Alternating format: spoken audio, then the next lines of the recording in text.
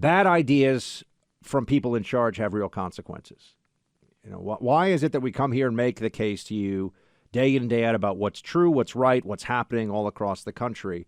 Because we want people to agree. I want everyone listening not only to hear about what's going on, because I spend my life just reading and researching the news, and this is just what I do all the time, but also to spread the word, to inform everybody who listens, to inform everybody who honors me by spending time listening to this show with what is true so that we can have better ideas that actually come into being through the legislative and executive branch process, essentially. So our government is better for all of us. That's really the basic idea here. And of course, that often means a government that does less, that leaves us alone, that leaves things to the states or even to the locality. This is the process of politics we're always going through. And the bad decisions that have been made recently on crime have very immediate consequences for so many of us all over the country, for people who live in large cities, small cities, all across America. And that's why it was particularly galling. It was particularly aggravating when you have the new mayor of New York City who has an opportunity to be what Giuliani was on the issue of crime fighting in the 1990s, not just for New York, but for the whole country. New York had over 2,000 murders in 1992. Think about that. The city of New York, not even the whole state, 2,000 plus murders in 1991 or 1992. I forget which one was the specific year. And it brought it down to something along the range of 300, let's say, by the time the Bloomberg administration was done. But it had been brought 90% plus down by Giuliani, by the NYPD, by some excellent police work from the patrolman all the way up to the commissioner. We know what works. We learned the lesson. Eric Adams, who is a Democrat, is someone who I was rooting for as not just a New York City resident, but honestly as an American, because if it works well in New York, then it replicates itself. I mean, there was a time when I was working in the intelligence division of the NYPD had liaisons and working relationships with the FBI, with different cities, with Boston, with L.A., with even some international cities. We had coordination with them from the NYPD level. And you share best practices, you share what's working. So there are ripple effects of good policing. There are ripple effects of good policy for the whole country. So it's not just about New York. It's about the proving ground of the largest city in America to be a turnaround story, a miracle of sorts. Although it's not really a miracle, it's just straightforward rule of law, police work, supporting the men and women who wear the uniform, having prosecutors who are sane and who are not just pursuing a radical left-wing agenda. It's pretty straightforward how to make it happen. So that's my way of saying Eric Adams comes in to office as the mayor of New York City, and I had high hopes, but my expectations were not very high because he's a Democrat. And the Democrat Party is just full of bad ideas now. And even if people don't believe them, they bend the knee to them because the activist left is so powerful. And that then brings me to the Met Gala. Isn't it remarkable? Did you guys see, the team here in New York, I wonder, did you see a single prominent conservative or Republican of any kind at this event? So apparently only libs are invited to the Met Gala. Let's just start with that. Now, that's not a surprise, but it is interesting, isn't it? Oh, half the country on the basis of belief is excluded effectively from being invited to this, which I know a lot of you say, Buck, who cares? Yeah, fine, but it just goes to show you how close-minded and how incapable of accepting opinions other than their own, other than the orthodoxy of the left. It's not even that you can be kind of, sort of, maybe. You better profess that you are all about the BLM movement. You are all about the trans agenda. You are all about, of course, now the federal version of Roe v. Wade being passed by the Congress and the make-believe constitutional right to abortion. or else you don't get invited to these very fancy events. The mayor, Mayor Adams, was invited, and he went, and he showed up wearing a tuxedo that says "End Gun Violence" on it at the Met Gala 2022 red carpet. Okay. End gun violence. This is very, honestly, annoying for a lot of us who live in New York, because the reality of the city is that it keeps getting worse, and he's not doing what's necessary. The focus on gun violence, you see, is a transference of blame away from the criminal. And I know that seems like, wait, hold on, is that really? Yes, it is a sleight of hand. The obsession with always saying, end gun violence, because the next sentence that the lib will say is it's time for gun control measures. That will stop this. And that then diverts away from what we really have to do, which Eric Adams is a former NYPD guy. Didn't spend a lot of time on patrol from what I understand, but nonetheless, he was in the NYPD. He should know that if you want to solve the problem, here's what you do. You lock up criminals. You enforce the law, and you lock up criminals. Now, I know that involves the prosecutorial side as well. We've all probably seen the show Law and Order, right? Investigate crimes and the prosecutors who push the cases in court and bring the charges. That's what has to happen, and that's it. And you can't do this. We're going to do some kind of a sifting through. Is there enough social justice reflected in the arrestee numbers? No. You commit the crime, you do the time. It's very straightforward. But as you know, with the left, a lot of things that are straightforward, they fight tooth and nail against.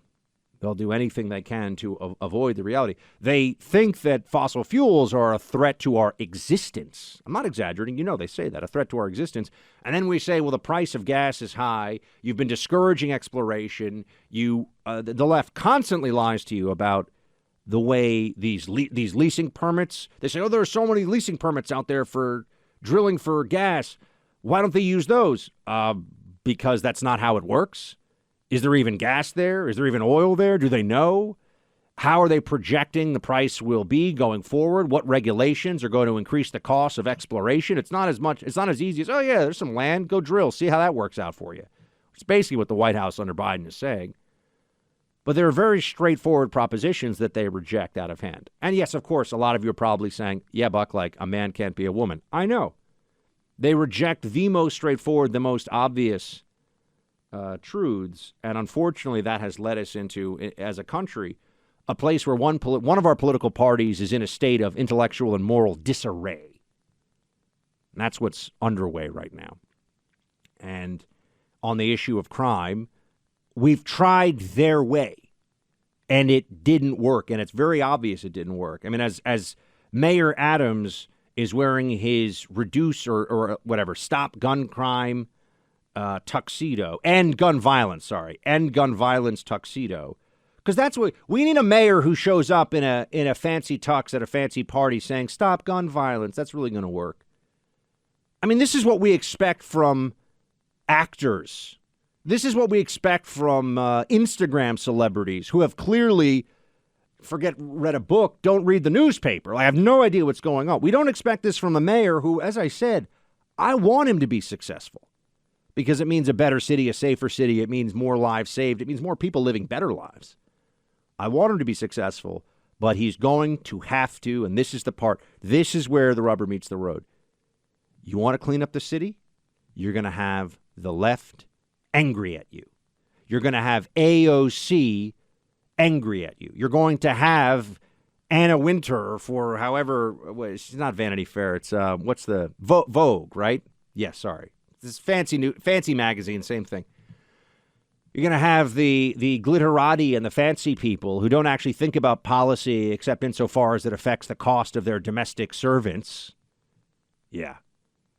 You're going to have them angry with anybody, including the mayor here, for taking the actions necessary to turn things around.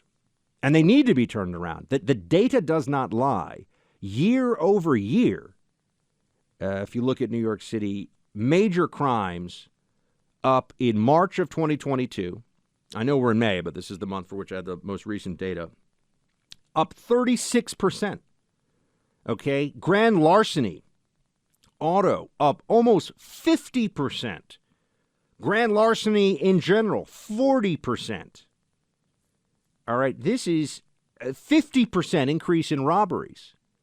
That's enormous. If we were in normal times where the left hadn't essentially embraced crime as something that we have to suffer through as a society because it's a collective failure. It's not individuals who commit crimes. It's collective societal failure. Sorry, they're going to walk into your store and steal everything? Sorry, small business owner. We don't have a good enough safety net. This is what the left believes. You see it. You hear it all the time. Houston just had its worst first quarter of homicides, I know, as a city, I think, in the city's history. Philadelphia last year had its all-time high murder rate. Phoenix has had a dramatic increase in crime in recent years. Never mind, if you go into Seattle, San Francisco, everything on the West Coast has just turned into some dystopia of needles, public urination, and broken windows and lunacy, right? That's what the West Coast far left cities have become. How much more of this do we have to suffer through? Well, until Mayor Adams is showing up with a tuxedo on that says, obey the law, we will lock up criminals, it will not change. In fact, it'll just keep getting worse. Until he and others in positions of authority to make these kinds of decisions are willing to say, I don't care if the far left gets mad at me. I don't care if the activists and the BLM supporters of the Democrat Party think that what I'm doing is unfair.